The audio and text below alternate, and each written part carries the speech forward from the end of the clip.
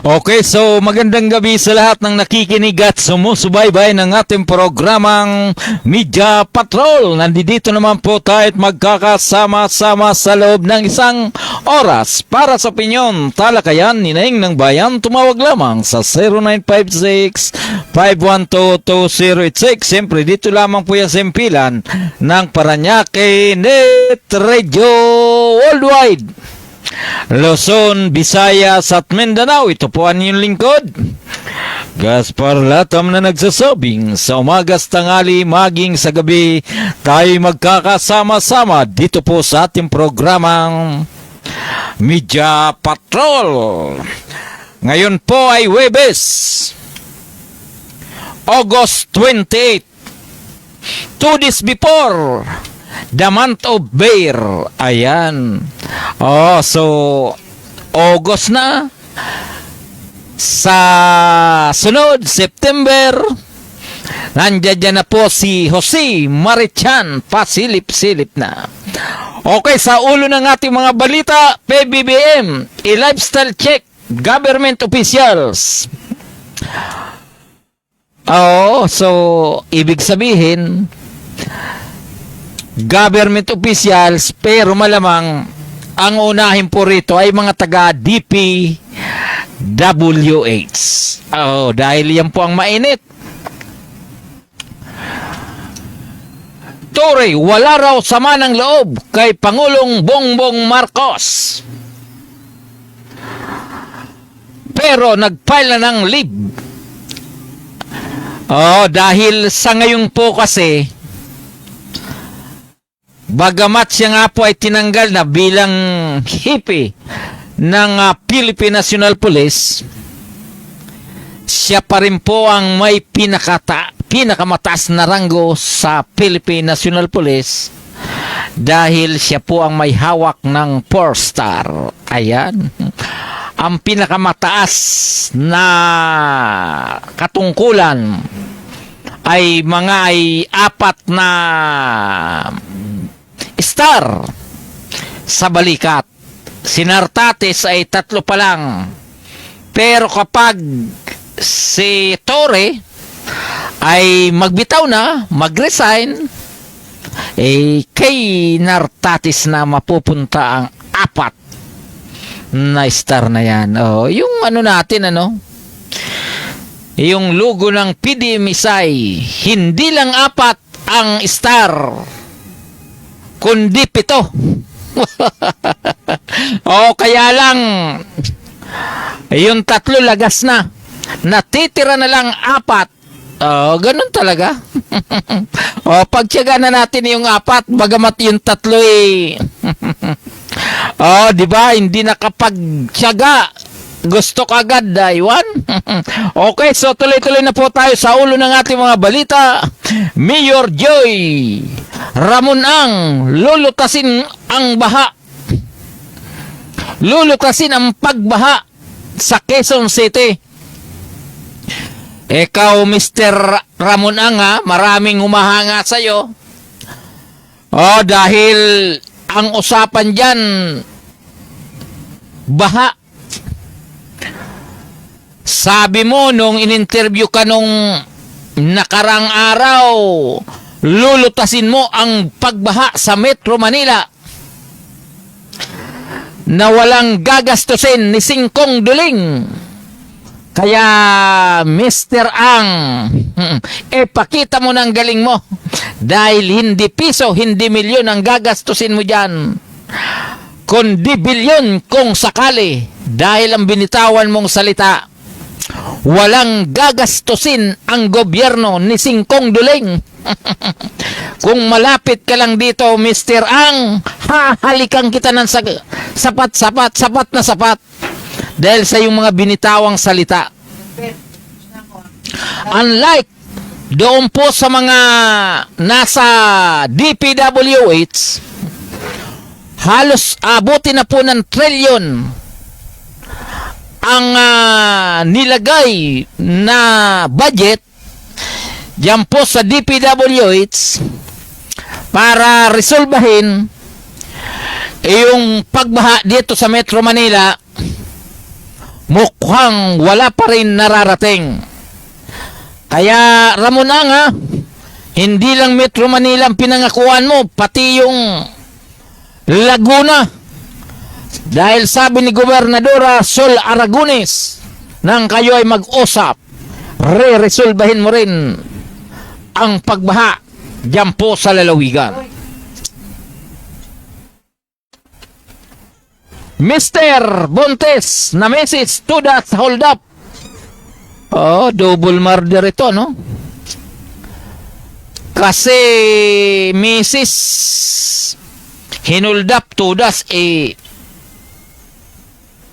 buntis pala. Oh, kawawa, hindi magandang balita ito. Ito ang tinatawag na SIM campaign versus abusadong motorista. Ikakasa. Ay, ikasa mo na. Oh, kasi marami talagang mga abusado.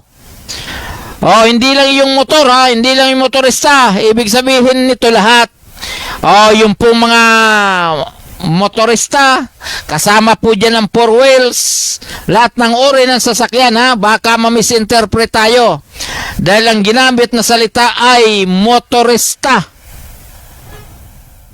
Oh, dapat hindi motorista, dapat mga biyahista.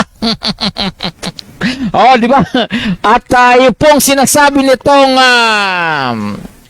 Chinese sleeper agents, nasa Pinas na daw, ay malamang dahil ito po ay galing kay Senador Panfilo Lacson na dating hippie ng Philippine National Police. 100% ito maaring totoo.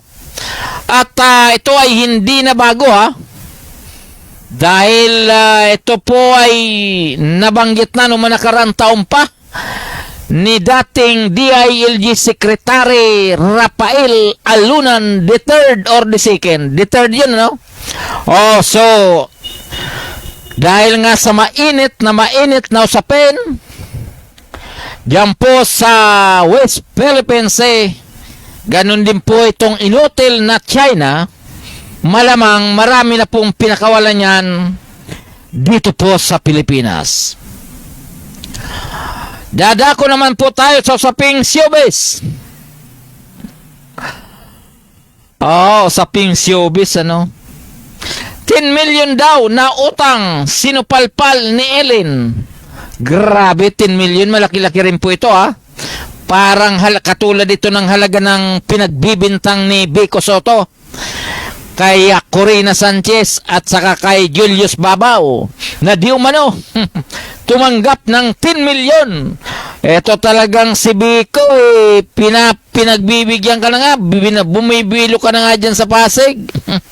Oh, pati ba naman yung mga batikang reporter broadcaster sinama mo pa, mamaya dumarada, dami ang kalaban mo dyan. Sige, aktor, amoy na amoy ang pagwiwid sa tinitirhang kondominium. Ano ba ibig sabihin ng pagwiwid? Oh, ito po ay sa balitang showbiz. At ito naman po ang sagot ni Derek. Pinagpilitang Derek Ramsey to ay yung pogi na maskulado. Oh, yung kahawig ko nung aking kabataan. Maskulado na, pogi pa. Derek, pinagpilitang di sila hiwalay ni Ellen Adarna. Pinagpilitan, ibig sabihin, may pag-asa pa at may pagkakataon. Dahil si Derek, siyempre may anak naman siya kay Ellen Adarna. Malamang kaunting kindat, konting himas niyan, madaling magkabalikan. Hindi po katulad nitong si Gerald Anderson. Never naisip na magiging direktor pagkatapos didma sa break-up daw nila ni Julia Barreto. Oh, si Gerald naman wala tayong ano dyan, veterano yan. Veteranong artista veterano pang mahilig sa artista. Ano na to nakarami na po ito si Gerald. Ikaw Gerald huwag kang ganyan, tirahan mo naman kami tirahan mo naman kami Gerald. Dahil mukhang nakakarami ka na lahat ng mga pinapantasihan ko mukhang napupunta sa iyo Gerald. Okay, doon po sa atin mga kaibigan, tayo po ay magbibigay ng maiksing patalastas. Pagkatapos nito, abangan nyo po ang mga detalye ng ating mga ulo ng ating mga balita. Charan! Patalastas Race. Night, Rachel. Paranaque, Metro, kami ang kasama mo. Hatid ay saya't kwento sa bawat panin ng mundo. Kasama si Gaspar Latam, tagapagbalitang tapat. Laging nasa ere, serbisyo ay sapat.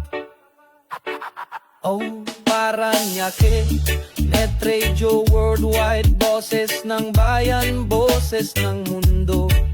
At kasama si Gaspar Latam, laging handang magatid ng totoo sa himpapawid. Boses ay malinaw, balita't musika sa puso'y dumadlaw. Mula sa bayan ng Paranaque hanggang sa dulo ng mundo, dalay pag-asa at ngiti.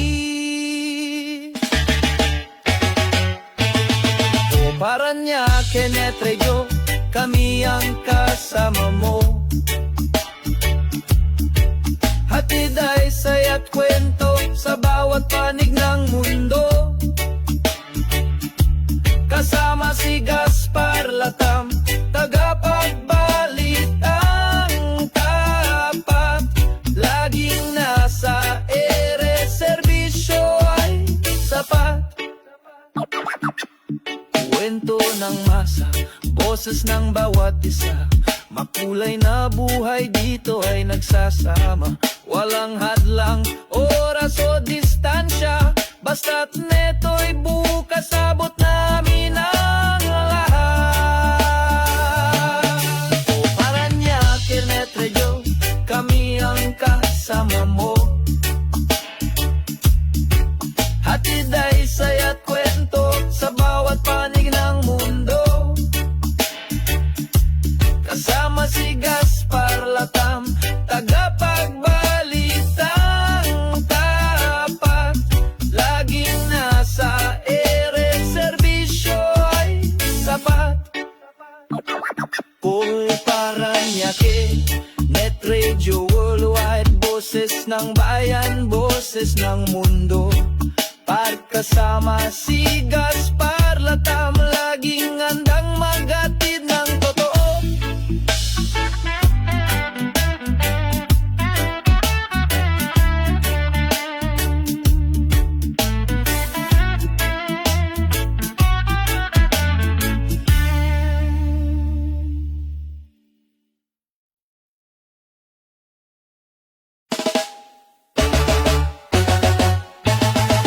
Paranaque, Net Radio, kami ang kasama mo.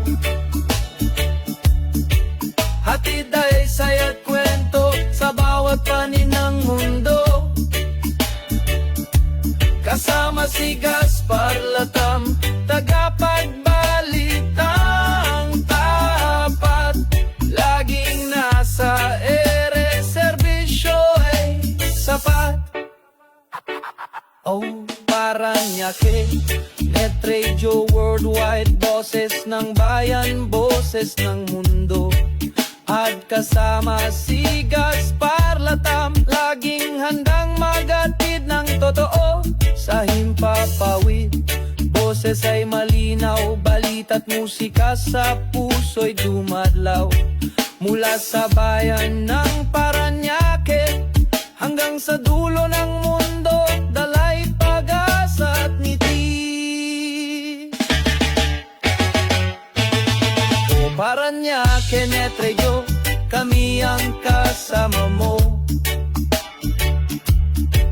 Hatid ay saya't kwento sa bawat panig ng mundo.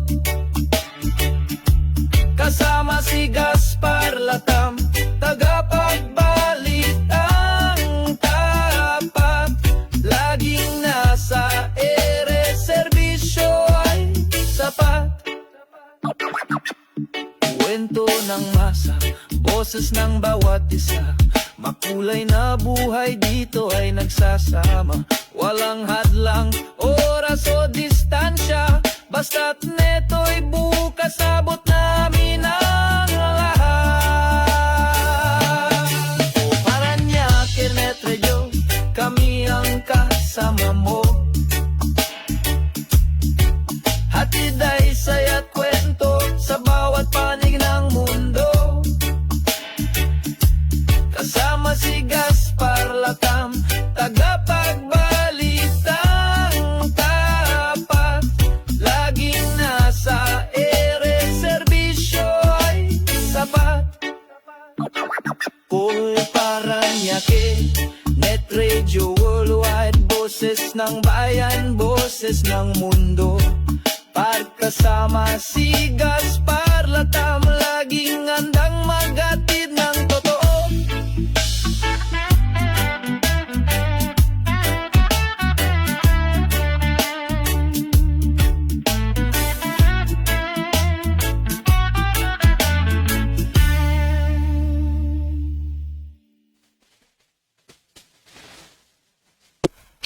Okay, so tuloy-tuloy na po tayo sa mga detalye ng ating mga balita. PBBM, lifestyle check lahat ng government official. Ipinagutos ni Pangulong Ferdinand Marcos Jr. ang lifestyle check sa lahat ng mga opisyal ng gobyerno sa gitna ng kontrobersyal sa flood control projects sa iba't ibang bahagi ng bansa. Sinabi ni Palace Press Officer Attorney Claire Castro na ipinagutos din ng Pangulo ang tuloy-tuloy na pagsusuri sa mga records ng Department of Public Works and Highways, DPWH, kaugnay sa mga anomalyang proyekto ng ahensya. Git pa ni Castro na tuloy-tuloy yung investigasyon para matukoy ang mga nasa likod ng mga proyekto na dapat sana ay makakatulong sa solusyon sa malawakang pagbaha sa bansa. Sa ngayon na niya ay mayroon ng 11 proyekto ang personal na na-inspeksyon ni Pangulong Marcos at ito ay mula sa Marikina, Bulacan, Iloilo, Benguet, ilang araw matapos ang matanggap ang reklamo sa sumbong ng Pangulo sa website. Umabot na niya sa 20,020 reports ang natanggap ng Pangulo, kaya patuloy niyang inihikayat ang publiko na magsumbong tungkol sa mga anomalyang flood control projects sa kanilang lugar. Paliwanag naman ni Castro na ang may sakop ng ahensya ng gobyerno ang siyang magsasagawa ng lifestyle check sa lahat ng patungkol sa flood control projects dahil binibigyan nila ang ng karapatang tiwala ang mga ito. Subalit kapag mayroon namang makitang anomalya sa mga nag-imbestiga ay magiging sila ay iimbestigahan din. Ibig sabihin, to investigate me. Imbestigahan mo ako. Ay, talaga naman, no? Yung mga kabaro, iimbestigahan ang kapwa kabaro. Ay, naku, bakit hindi na lang kayo mag-designate ng hindi nila kabadi-badi? Paano na lang yung iimbestigahan niya kamag-anak? Paano na lang kung ang iimbestigahan niya pareha sila nagkamal ng salapi? Paano na lang kung ang iimbestigahan niya ay kumpare o kaya kumare? Ay talaga naman at sasabihin ninyo kung sakaling may mali sa investigasyon, may panibagong investigasyon na gagawin. Talaga naman mukhang lutong Macau yata to Okay, tuloy-tuloy na po tayo sa ating mga balita. PBBM ilalantad sa politiko. ilalantad mga politiko sa anomalya sa flood control. Siniguro ng Palasyo ng Malacanang na papangalanan ni Pangulong Ferdinand Marcos Jr. ang mga politiko na sangkot sa mga manualyang flood control projects. Ito ang kinumpirma ni Palace Press Officer Undersecretary Attorney Claire Castro sa press briefing sa Malacanang. Ayon kay Castro, mismong ang Pangulo na ang nagsasabi na wala siyang sisinuhin maging sila man ay kalyado o kaibigan at malapit sa kanya. Sana all. Bukas din niya ang Pangulong Marcos na makipagtulungan kay Baguio City Mayor Benjamin Magalong kaugnay sa nalalaman niya sa mas maanumalyang flood control projects. Kinumpirma rin ni Castro na sinusuri ni Pangulong Marcos ang mga dokumentong ibinigay ni Magalong nang ito ay mag-inspection sa Baguio City. Handa rin ang Pangulo na makipag-usap kahit kanino, lalo na patungkol sa mga anomalya.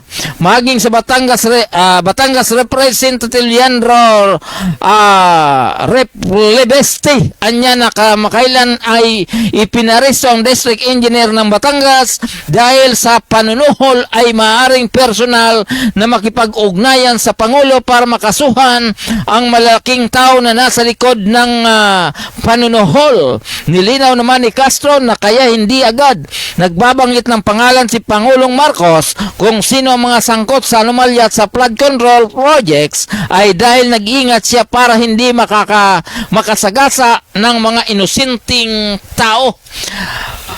Yun po ang dapat.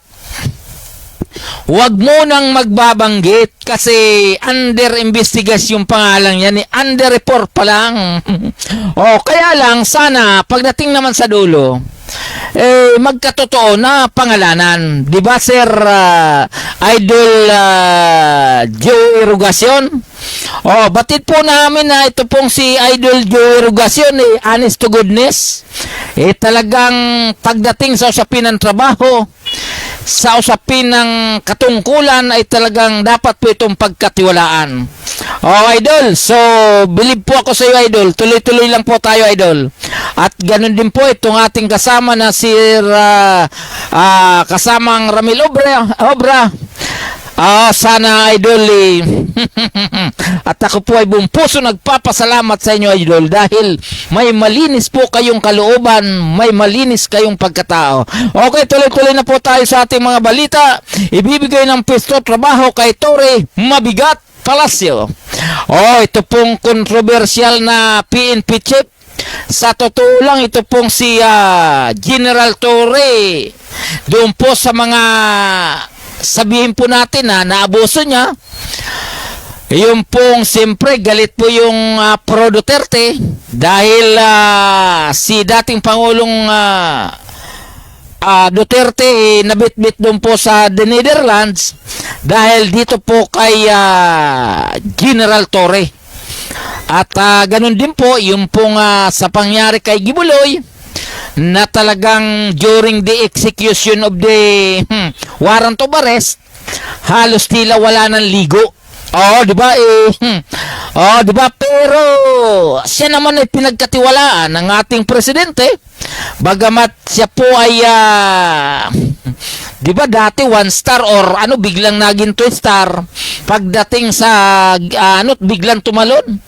Pumunta sa 4-star general, automatic siya po yung PNP chief.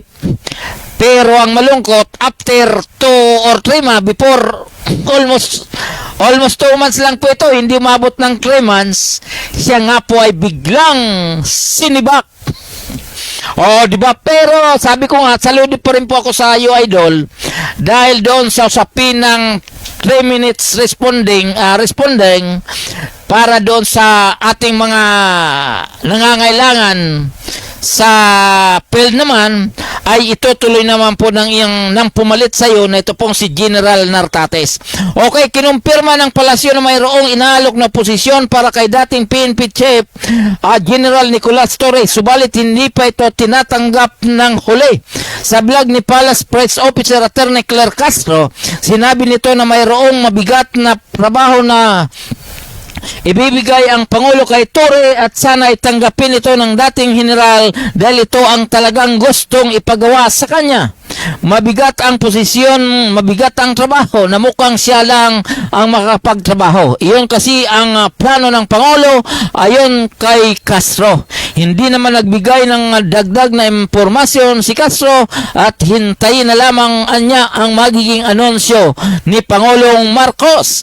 Sa ngayon ayon kay Castro, mas maiging respetuhin ang wisdom ng Pangulo kaugnay sa pagkakasiba kay Torre, bagamat malinaw naman na anya ang sinabi ni DILG Secretary John Beck Remulla na mayroong mga isyu na hindi na pagkasunduan. May mga isyong hindi na pagkasunduan, yung po ang sabi. Opo, kaya lang kung mabigat ang trabahong ibibigay kay Torre, halimbawa, ibigay na naman sa kanya yung tungkulin para sa pag-imbestiga doon po sa mga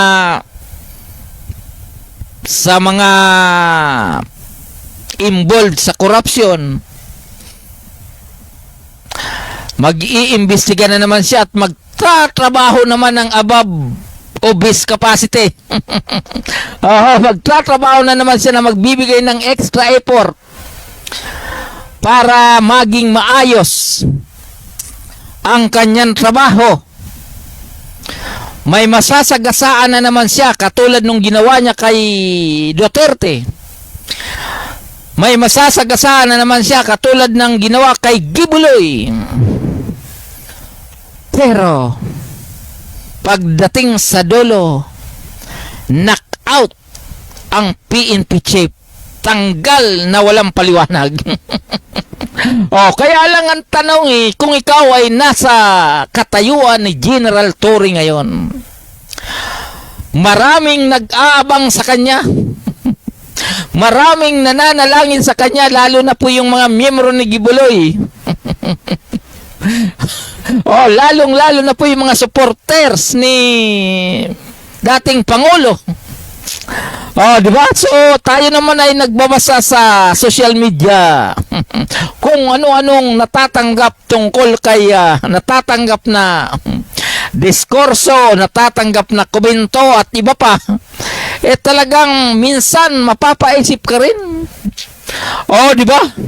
Sa kabila ng lahat, sa kabila ng lahat na pagmamahal, sa kabila ng lahat ng pagsusumikap, sa kabila ng lahat ng pagkaluyal mo sa isang tao, pagkatapos bigla kang bibitawan. Naku, aray ko naman di ba? Kaya in fairness hindi lang po ito nangyayari sa men in uniform. Maraming nangyayaring ganito, lalong-lalo na po sa usapin ng politika. Di ba? Sa usapin ng politika, kapag ang mga politiko ay hindi pa nakakaupo, lalong-lalo na kung ikaw naman ay talagang leader o sabihin natin kahit ordinaryong tao, iyang pagkamay sa'yo ay mahigpit, not diretso ang tingin. Lalo na kung ikaw ay isang may kilalang tao, kapag ikaw ay inalagaan ay sapat at sagad para pagdating ng eleksyon ay magi kang leader, magi kang followers o ano pa man. Pero pag katapos ng eleksyon, kapag siya po ay nakaupo na, sorry ka na lang. May mga sumisingit na gusto ka agad kumain sa kusina. At iyon po ang pinapauna. Iyong mga nagpagod. Yung pong sumasama sa madaling araw sa kanilang pangangampanya. Yung sumasama sa kanila tuwing umaga sa kanilang pag house to house ay minsan na isasantabi pa o minsan di ka na makapasok sa pintuan. ng kanilang opisina. O, di ba? Nangyayari po yan. Okay, tuloy-tuloy na po tayo sa ating mga balita. Nartates, reshuffle sa PNP idadaan sa tamang proseso. Tiniyak ni Philippine National Police PNP Officer in Charge Police Lieutenant General Melencio Nartates Jr. na dadaan sa tamang proseso ang balasahan na sa hanay ng matataas na opisyal ng pambansang pulisya.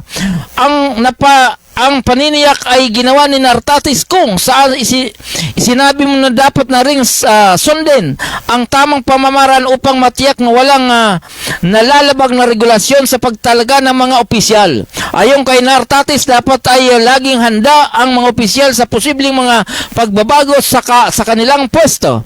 Anya walang permanente sa kanilang trabaho sapagkat prerogative ng Pangulo ang kanilang posisyon. Ang hindi pagsunod umano dating PNP Chief General Nicolas Torres sa rekomendasyon ng National Police Commission or NAPOLCOM na ibalik sa pwesto ang mga binalasang opisyal ang sinasabing isa sa mga dahilan ng pagkasibak nito sa pwesto. Una nang ipinatupad ni Torre ang balasahan kung saan ipinagpalit niya ang pwesto sina number 2 man or Deputy Chief for Administration Lieutenant Melencio Nartates at Lieutenant General Bernard Banak ng Area Police Command Western Mindanao noong Agosto 14.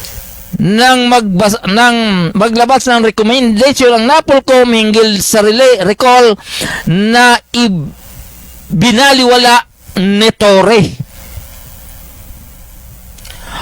Yun po ang sinasabing dahilan ay isa sa dahilan para si Torre ay masibak sa pwesto.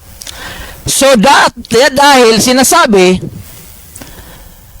na prerogative ng Pangulo. So kapag sinabing prerogative, siyempre nasa kamay ng ng Pangulo o nasa desisyon ng Pangulo kung sino ba talaga ang dapat masunod.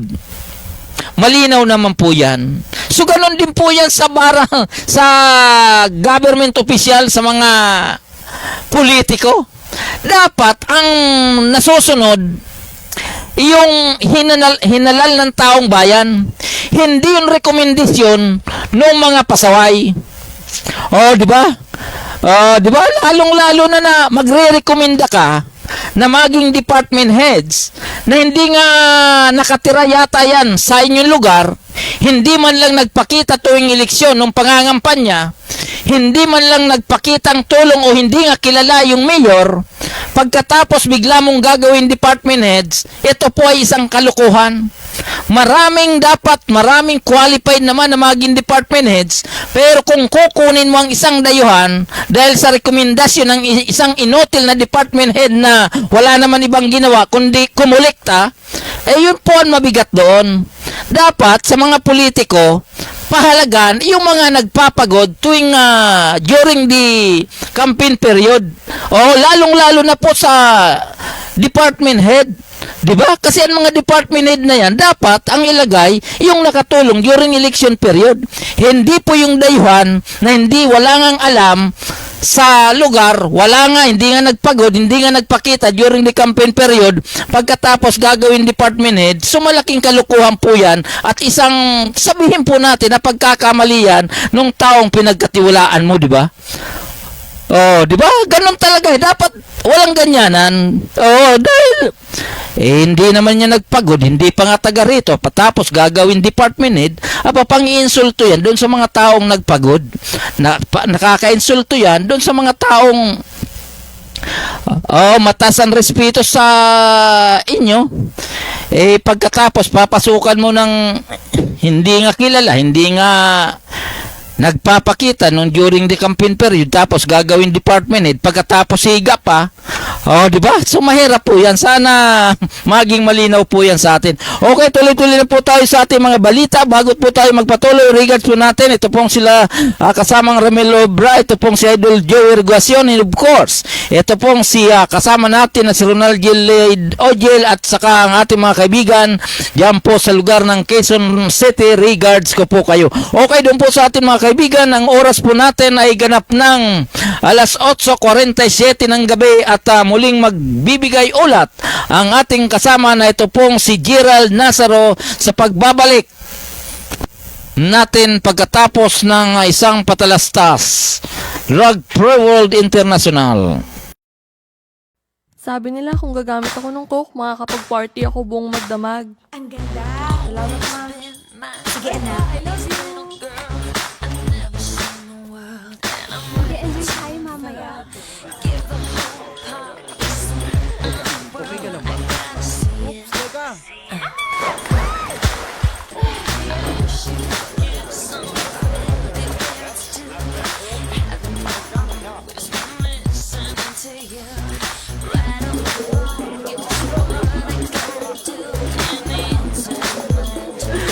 Sige na, girl. Bilis. Buksan mo na to.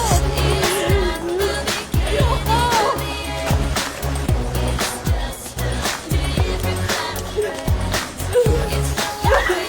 Sabi nila kung gagamit ako ng coke, makakapag-party ako buong magdamag. Nagsinungaling sila.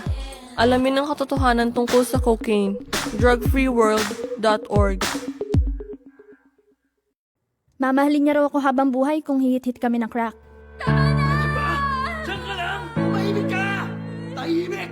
Wala kang kwenta! Isa ka lang! Mahal kita! Tumigil ka sabi! Tama na! tumulong.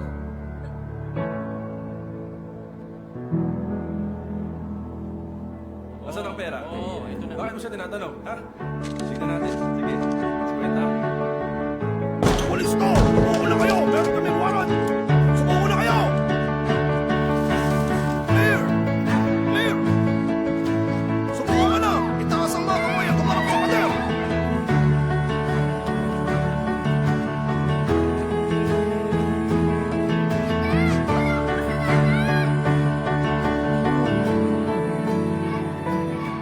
Mamahalin daw niya ako habang buhay kung sasabayan ko siyang humit-hit ng crack. Nagsinungaling siya. Alamin ang katotohanan tungkol sa crack, drug. Sabi nila makakatulong ang shabu na makapasa ako sa mga exam.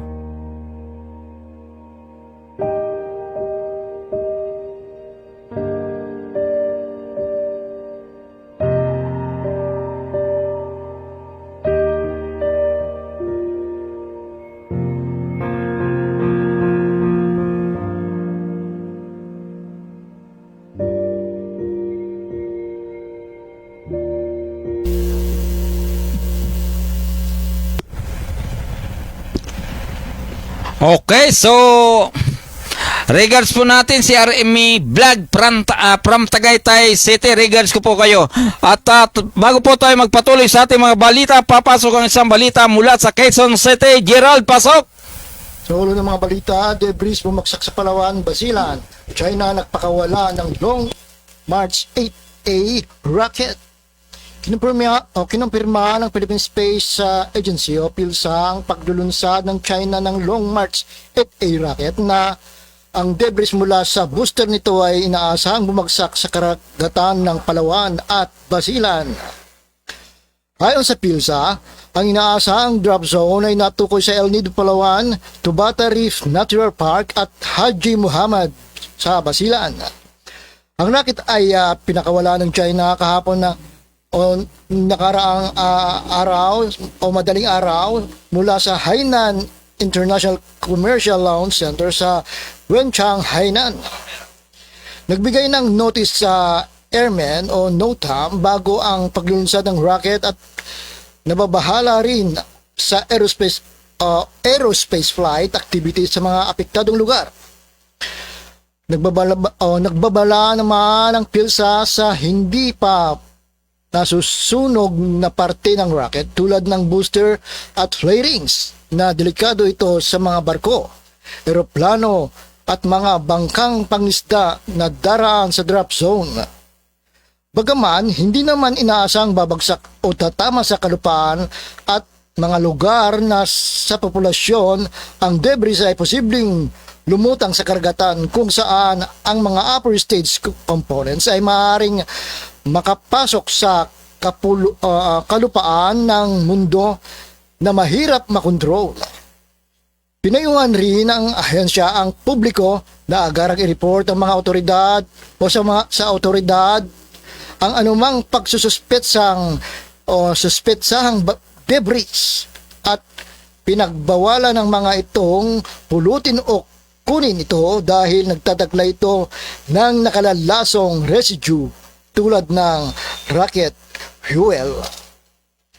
Sa isa pang balita, 12 taong kulong at 2 milyong piso multa sa promotor ng fake news. Maharap sa 12 pagkakabilanggo o 12 taong pagkakabilanggo at multang 500,000 hanggang 2 milyong piso ang sinumang mapapatunayang magpapakalat ng fake news sa online.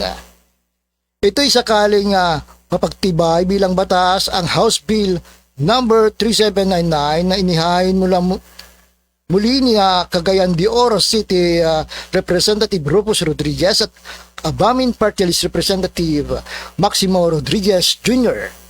na naglalayong matugunan ang malalang problema sa online disinformation at fake news.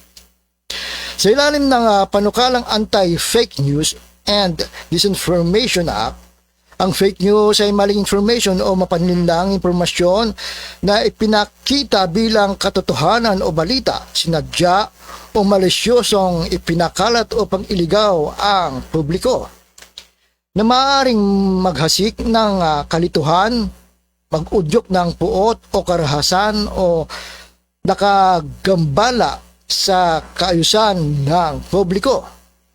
Ang disinformation naman ay tumutukoy sa maling impormasyon na sadyang ipinakalat o pang manipulahin o impluensyahan ang publikong pangunawa, pag-uugali o patakaran. Ang pinakamabigat na parusa ang ipapataw sa pagpapakalat ng maling impormasyon o pang pahinain ang national security o diplomatic relations ng bansa o pangguluhin ang eleksyon o disaster response o kung ginawa ito ng opisyal ng gobyerno, mamamahayag o influencer na mayroong mahigit 50,000 followers. Mula dito sa Quezon City, Gerald Nazaro nag-uulat sa Paranaque News Worldwide. Okay, so tuloy-tuloy na po tayo sa ating balita. Maraming salamat, Gerald Nazaro. Okay, tuloy-tuloy na po tayo. Chinese Leper Agents nasa Pinas na, ani Lacson. Nagbabala si Senator Panfilo Lacson na may mga Chinese Leper Agents na agents at maging mga operatiba ng People's Liberation Army or POA ng China ang nakapasok na sa Pilipinas upang magsagawa ng pag-espiya o espionage. Sinabi ni Lacson na dapat magsagawa na ng tuloy-tuloy na follow-up o pursuit operation laban sa mga naresto sa mga naunang anti-espionage operation. Ito ang mabigat, Binanggit din ni Lacson ang ulat kung saan may naristong Chino dahil sa pag-espiya sa maraming lugar, kabilang ang Palawan, Makati, Dumaguete at malapit sa Camp Aguinaldo, ang Komisyon ng Eleksyon sa Manila at Malacanang. Sa pagdinig, inuulat ni Attorney Ferdinand Labin ng National Bureau of Investigation o NBI na sa hindi bababa sa 6 na operasyon sa 19 dayuhan ang kanilang naresto sa hinalang espiya. Sa 19 naresto, 13 Pilipino at 1 ang Cambodian. So, may mga Pilipinong guide, siyempre, yung mga nagbabayad dyan, kapag ginawa kang driver, sasabihin, pupunta kami sa Makati. Pupunta tayo sa Manila. Pupunta tayo sa Palawan. Libre kayo lahat plus 50,000 monthly. Diba? Sa hirap ng buhay. Walang kasalanan po dyan mga Pilipino. Hulihin nyo na po yung mga pasaway. Lahat ng Pilipino, at least may makuha kayo ng impormasyon sa kanila. Okay, so di ba? Ayan, talaga naman. Yung ating mga kaibigan, yung mga kaganapan na yan, medyo mabigat kung tutusin, ano. Araw-araw, bihira tayong nakukuhang mga positibong balita ngayon. Mula nung pumutok yung tungkol sa corruption sa DPWH. Grabe talaga, ano. Kapag mag-focus ka sa balita, di ba, stress talaga. Di ba? Lalong-lalo na kanina, yung tungkol dito sa Quirino Avenue, Dunggalo. Na yung lugar hindi naman binabaha. Napakaganda pa ng kalsada. Pagkatapos nandoon yung malaking bulldozer para tibagin yung kalsada. Bukas tingnan nga natin kung para saan ba yung project na yan, ano? Di ba? Kasi kung ano-ano na lang mga project ang ginagawa pag tag-ulan, hindi naman nadadali yung tamang solusyon, kundi nauubos lang yung mga budget, ano? Samantalang yung ating mga kababayan na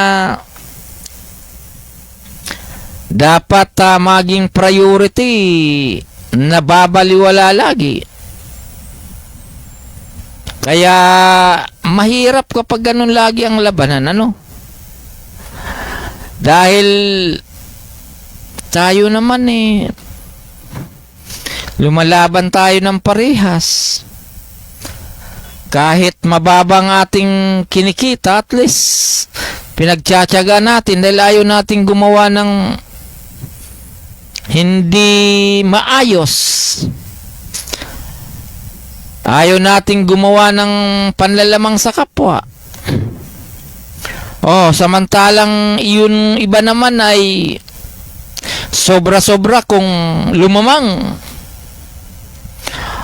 Di ba?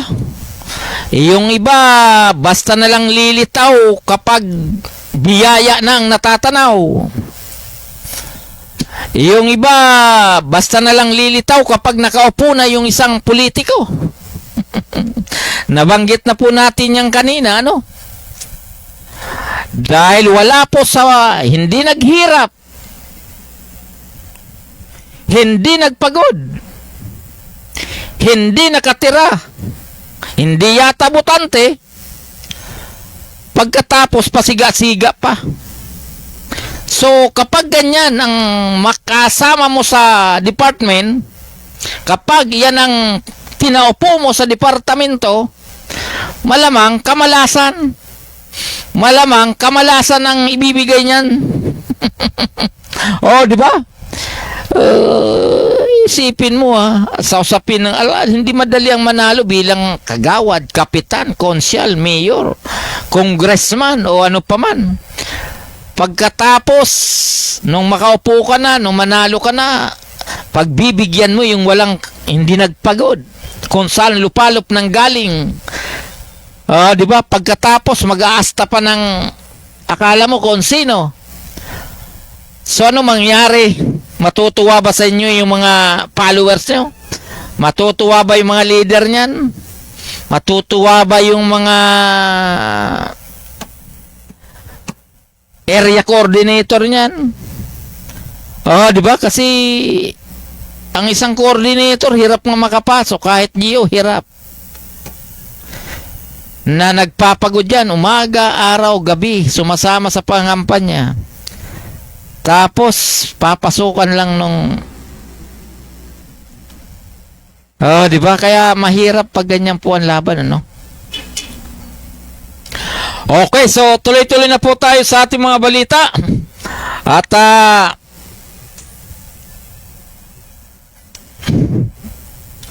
sabi nga nila, ganun talaga ang buhay.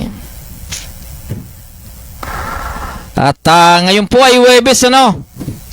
Kumusta na po ang ating mga kasama? Sumweldo na ba? Kumusta yung iba dyan? Nakasama na ba? Bukas siguro, 28 pa lang naman ngayon.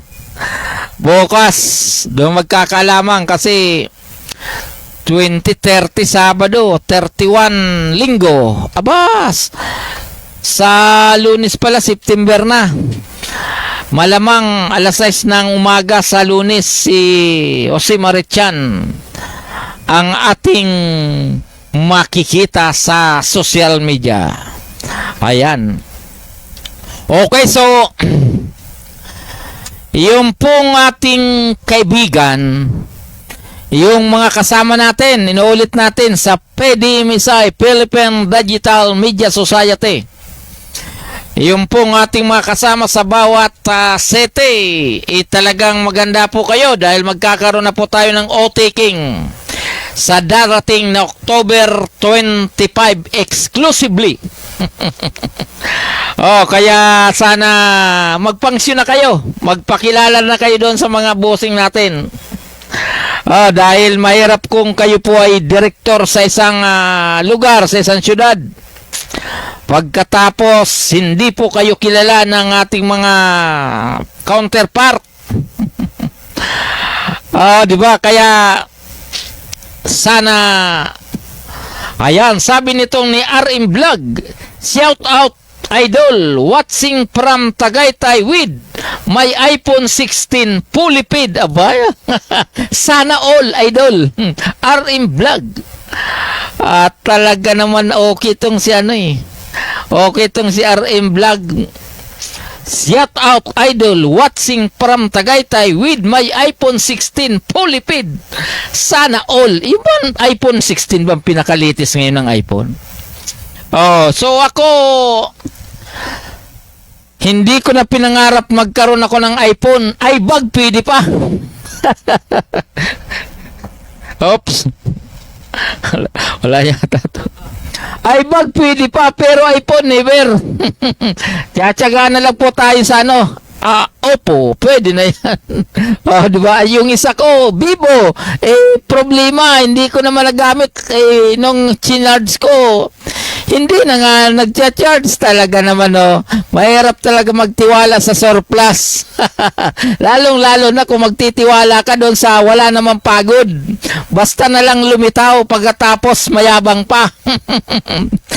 Kaya doon sa ating mga nakakakita sa ugali ng inotel na yan, ayan, mo't bukas pangalawa, papangalanan natin yan. Huwag lang po kayong magmadali. Huwag po kayong magmadali dahil inoobserbahan lang natin. Dahil ang isang inotel, kahit manungkulan yan, inotel pa rin yan. Maniwala kayo sa hindi.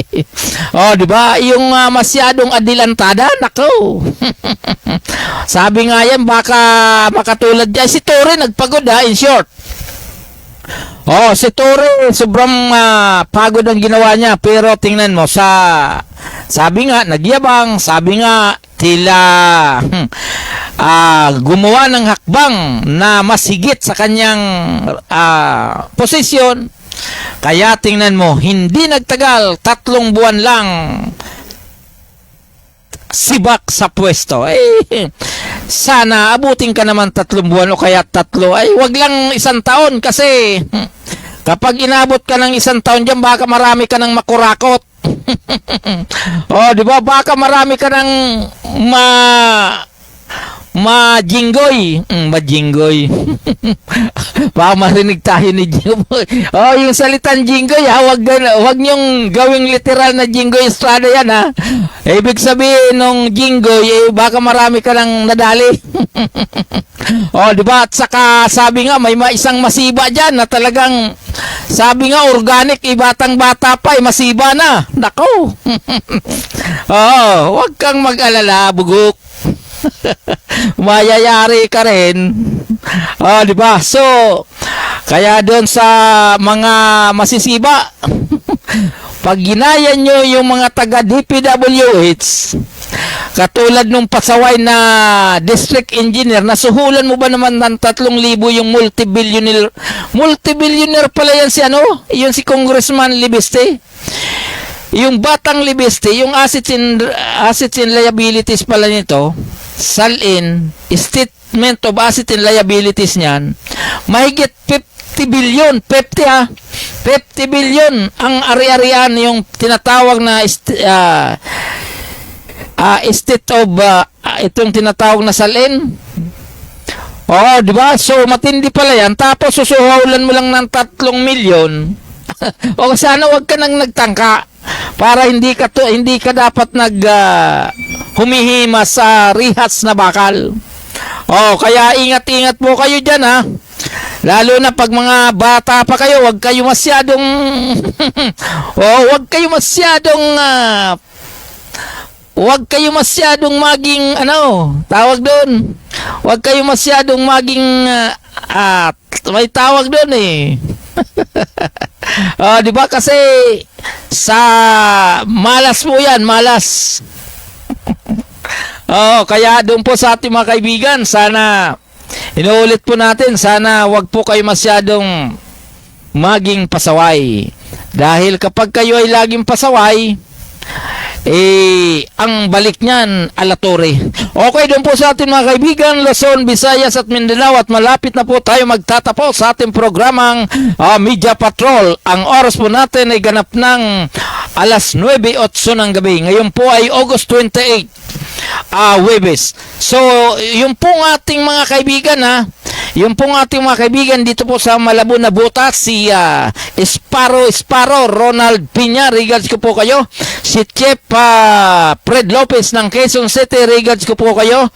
Ganon din po ang ating kasama dyan po sa Valenzuela City. Ito pong si Redin Oro, and of course, ang ating kasama dito po sa Pasay City, ito pong si Ariel Fernandez.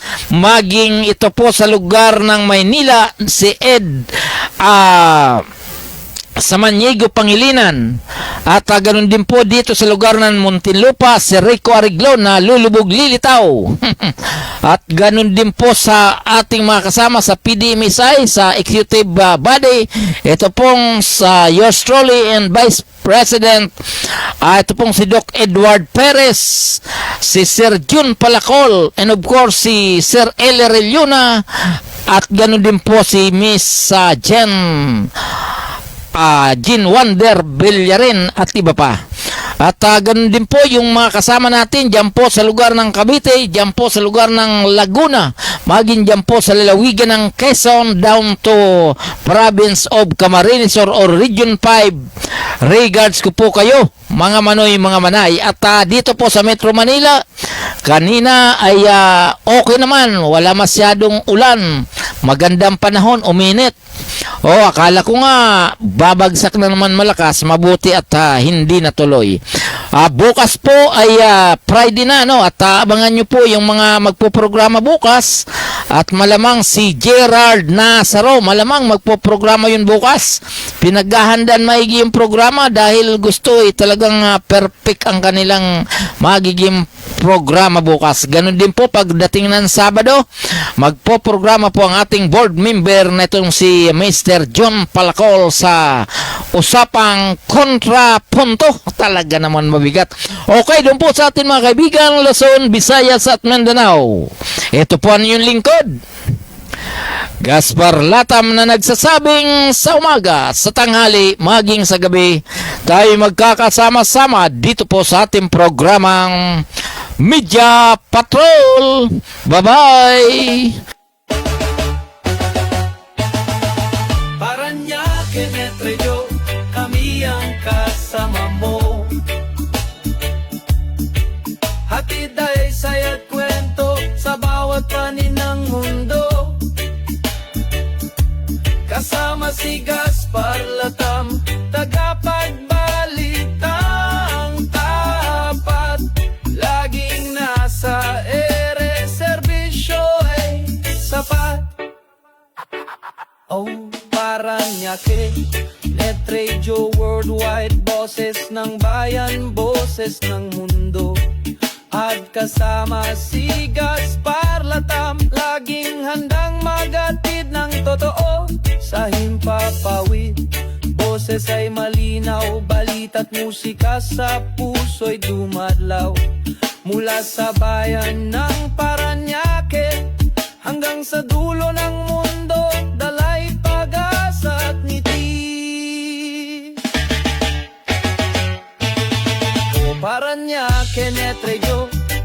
kami ang kasama mo. Hatid ay saya't kwento sa bawat panig ng mundo. Kasama si Gaspar Latam, tagapagbalitang tapat. Laging nasa ere, serbisyo ay sapat. Kwento ng masa, boses ng bawat isa. Makulay na buhay dito ay nagsasama. Walang hadlang, oras o distansya. Basta't neto'y bukas, abot namin ang lahat. O Paranaque, Netredyo, kami ang kasama mo. Hatid ay saya't kwento sa bawat panig ng mundo. Kasama si Gaspar Latam, tagapagbalitang tapat. Laging nasa ere, serbisyo ay sapat. Paul Paranaque, Net Radio Worldwide, boses ng bayan, boses ng mundo. Pagkasama si Gaspar